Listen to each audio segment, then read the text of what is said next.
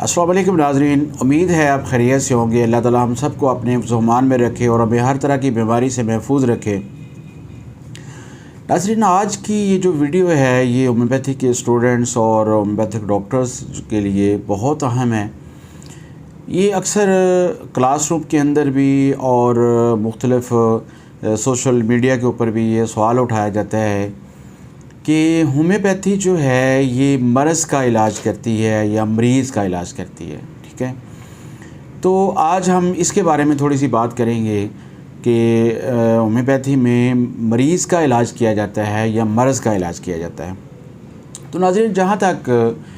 Homeopathy का concept है कि अगर एक मुआलिज जो है वो मर्ज़ के नाम पर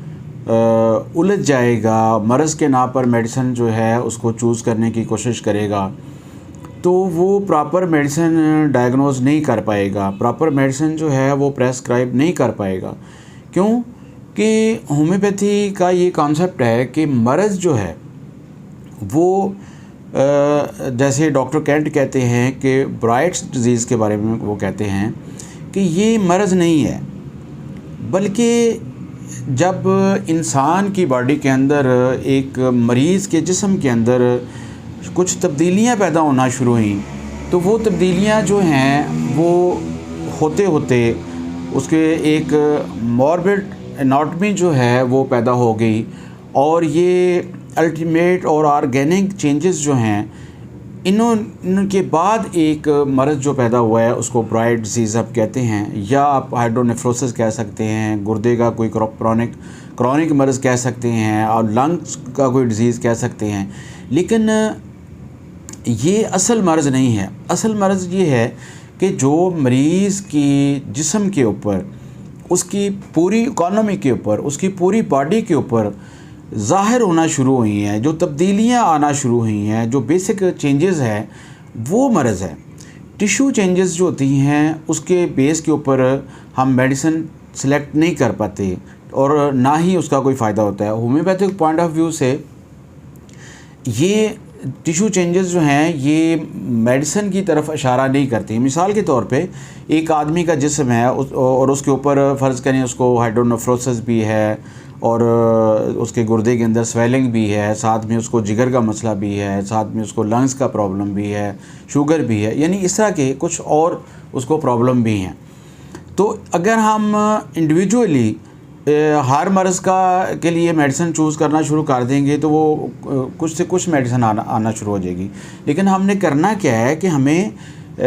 मरीज़ की अर्ली लाइफ की तरफ जाना चाहिए। उसकी मिसाल के तौर पर एक मरीज़ जो है उसको हाइड्रोनेफ्रोसिस है, तो हमने सिर्फ रिपर्टरी के अंदर हाइड्रोनेफ्रोसिस को देखकर तो उसके सामने जो मेडिसिन लिखी हुई हैं उन पे ज़्यादा कंसंट्रेट नहीं करना, बल्कि हमने उस मरीज़ की जो साबिक़ा लाइफ है उसको भी स्टडी करना है। तो जो सीनियर हैं वो ये बात कहते हैं कि अगर आप मरीज़ की जो इब्तदाई सिम्टम है, जो उसकी बिगिनिंग पे उसकी अंदर, उसकी बॉडी के अंदर शो हुई हैं, अगर आप उन सिम्टम्स को स्टडी नहीं करते, उन सिम्टम्स की तरफ नहीं जाते, तो जो एंड पे सिम्टम शो हुए हैं या मॉर्बिड एनाटॉमी जो है वो शो हुई है, उसको आप ट्रीट नहीं कर सकते। तो यहाँ बहुत सारे लोगों का, बहुत सारे सीनियर्स डॉक्टर्स जो हैं उनका ख्याल है कि एक मरीज़ है, फ़र्ज़ करें कि वो 10 साल की एज के अंदर उसकी बॉडी के अंदर कुछ तब्दीलियां आना शुरू हुई और उनकी मेडिसिन जो है वो फ़र्ज़ करें कि वो ब्रायोनिया बनती थी, और उसके बाद 10 साल के बाद, 15 साल के बाद उसकी बॉडी के अंदर कोई मॉर्बिड एनाटॉमी जो है वो शो हो गई और पैथोलॉजिकल चेंजेस आना शुरू हो गई और टिश्यू चेंजेस आना शुरू हो गई। तो उस 10 या 20 साल के बाद उसके अंदर जो सिम्टम पैदा हुए हैं उनके लिए भी जो मेडिसिन बनेगी वो पल्सटिला ही या ब्रायोनिया ही बनेगी, जो कि मरीज़ की अर्ली लाइफ के अंदर शो हुई थी। तो इसलिए ये नहीं हम कह सकते कि जी जो इस बंदे का 20 साल पहले उसकी मेडिसिन ब्रायोनिया बनती थी, लेकिन अब चूँकि उसमें पैथोलॉजिकल चेंजेस आ चुकी हैं, मॉर्बिड एनाटॉमी शो हो चुकी है, तो अब उसकी मेडिसिन कुछ और बनेगी। तो ये नहीं होता। यानी मुमकिन है कि एक मरीज़ जिसको स्टार्ट के अंदर, एक औरत जिसको स्टार्ट के अंदर डिप्रेशन फ़ील हुआ, उसको डर फील होता था, उसको अंधेरे में खौफ महसूस होता था, तो ये उसकी अर्ली लाइफ के सिम्टम है। लेकिन जब उसकी यूट्रस के अंदर जो है एग फॉर्मेशन उसकी ओवरीज के अंदर नहीं हो रही प्रॉपर, स्टेरिलिटी का मसला उसको हो गया, या उसकी यूट्रस के अंदर फाइब्रॉइड्स बन गए, तो अगर हम उस केस को थारोली स्टडी करते हैं, उस केस को इंडिविजुअलाइज करते हैं, तो हम देखते हैं कि इस स्टेज के अंदर भी उसकी मेडिसिन जो है वो पल्सटिला ही बन रही है, क्योंकि ये उसकी कॉन्स्टिट्यूशनल मेडिसिन है जो किसी पैथोलॉजिकल चेंजेस के ऊपर या मॉर्बिड एनाटॉमी के ऊपर हमने उसका चुनाव नहीं किया। तो नाज़रीन, ये है चीज़ के मरीज़ का जो उसकी मॉर्बिड एनाटॉमी से पहले की जो अलामत होती हैं उनको हमने ज़रूर कंसिडर करना है। इसका मतलब ये है कि मरीज़ को हम एज ए होल लेंगे। ऐसा नहीं है कि हम कहें कि जी उसका जो बाजू के अगर कोई सिम्टम शो हुए हैं तो उसकी लैदा मेडिसिन है, अगर उसको शुगर है तो उसकी लैदा मेडिसिन है, इस तरह नहीं होता। ठीक है ना जी। डॉक्टर कैंट कहते हैं कि मैं हैरान हूँ ऐसे लोगों पे जो मरीज़ के कमरे में जाते हैं, उसकी बेड साइड पे खड़े होके ना उसको सिम्टम पूछते हैं, ना उसका केस प्रॉपर नोट करते हैं, तो वो मेडिसिन को किस तरह सेलेक्ट कर सकते हैं। ठीक है ना। तो आजकल भी हमारे इस दौर के अंदर कि कुछ लोगों का माइंड जो है वो होम्योपैथ डॉक्टर जो हैं, मैं उनकी बात कर रहा हूँ कि वो एलोपैथिक पॉइंट ऑफ व्यू से सोचते हैं। वो भी बल्कि मैंने कुछ ऐसे सीनियर डॉक्टर्स को भी ये कहते सुना है कि जी वो डॉक्टर जो केस लेने पे 2-2 घंटे लगाते हैं या सिम्टम्स को ट्रेस करते हैं, उनको एनालाइज करते हैं, तो वो उनके पास इतना नॉलेज नहीं है, वो टाइम वेस्ट करते हैं। यानी जो किसी फील्ड के सीनियर लोग हैं, जब वो इस तरह की बातें करेंगे, जब वो ट्रैक से ख़ुद हटे हुए होंगे, तो वो स्टूडेंट्स को और जो जूनियर डॉक्टर हैं उनको क्या पैगाम दे रहे हैं। वो तो ख़ुद से होम्योपैथी का इमेज जो है वो ख़राब कर रहे हैं। और वो कहते हैं कि जी हमें अलामत नहीं, हम तो सिर्फ मरीज़ में 1-2 बार देखते हैं और मेडिसिन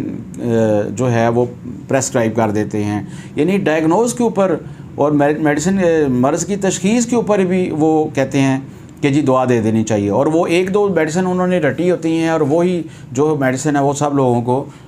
बता रहे होते हैं। वो कहते हैं कि हमें इस बात से कोई फ़र्क नहीं पड़ता कि हम सिम्टम लेते हैं कि नहीं लेते। तो डॉक्टर हनीमन इस बात से हैरान है कि ये लोग किस तरह जो है वो मेडिसिन चूज़ कर लेते हैं मरीज़ के लिए। और कुछ लोगों का ख्याल ये भी होता है कि फ़र्ज़ करें कि अगर जिगर का कोई मर्ज़ है किसी मरीज़ को, तो वो जिगर अगर उनका ठीक हो जाएगा तो जिगर की वजह से सारे जो उसको परेशानी है या सारी प्रॉब्लम है, तो जिगर अगर ठीक हो गया तो सारे सिम्टम ठीक हो गए। उतना बात ये नहीं है, खाली किसी एक आर्गन की बात नहीं है। कोई भी एक आर्गन जो है वो इंडिविजुअली कुछ भी नहीं है। एक आदमी जो है, एक मरीज़ एज ए होल जो है, उसको हमने कंसिडर करना है, उसको हमने इंडिविजुअलाइज करना है, हमने मरीज़ को देखना है। आप देखें ना जी, एक फ़र्ज़ करें किसी भी मर्ज़ की आप मिसाल ले लें, आप एक मरीज़ को फ़र्ज़ करें उसको जो हाइड्रोनेफ्रोसिस का मसला है, उसके गुर्दे फूले हुए हैं, स्वेल्ड हैं, तो उसके सिम्टम जो हैं वो सारे मरीज़ों में एक जैसे नहीं होंगे, जिसको हम अंडरलाइंग काज कहते हैं। एलोपैथी में भी चीज़ को देखा जाता है कि मरीज़ का जो जैसे क्रोनिक किडनी डिजीज़ है तो उसकी अंडरलाइंग काज डिफरेंट होती है हर पेशेंट के अंदर। मसलन किसी मरीज़ को शुगर की वजह से है, किसी को हाइपरटेंशन की वजह से है, हाई ब्लड प्रेशर की वजह से है, किसी मरीज़ को प्रोटीन ज़्यादा लेने की वजह से है, कोलेस्ट्रॉल ज़्यादा होने की वजह से उसको ये प्रॉब्लम हो गया है। तो हमने सिर्फ हाइड्रोनेफ्रोसिस को नहीं देखना, हमने क्रोनिक किडनी डिजीज़ को, CKD को नहीं देखना, हमने उसकी अंडरलाइंग काज को भी देखना है। उस आदमी को देखना है कि इस आदमी का मजाज जो है वो दूसरे आदमी से किस तरह डिफरेंट है, और इस आदमी की जो मर्ज़ है वो दूसरे आदमी से किस तरह डिफरेंट है।